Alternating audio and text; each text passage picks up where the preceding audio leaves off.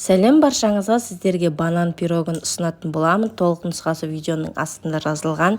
Ыдысымызға ситодан өткізілген ұнымызды сеуіп,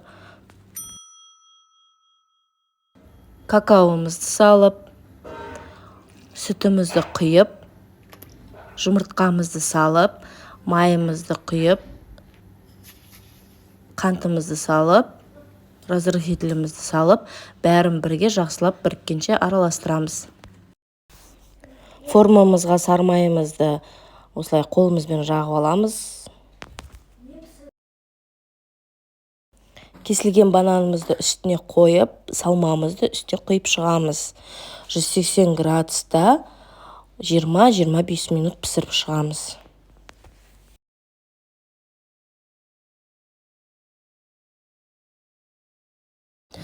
Пісіп шыққаннан кейін формамызды төңкеріп, тарелкамызға қоямыз. Оның үстіне өздеріңізге қалауларыңызша шоколад қоюға болады. Пирогымыз суып, шоколадымыз ерігеннен кейін кесіп столымызға қоямыз. Сіздер де жасап көріңіздер, өте дәмді болып шықты. Менің каналыма тіркеліп, лүпіл басып, пікірлеріңізді қалдырып кеттіңіздер. Ас болсын, сау болыңыздар.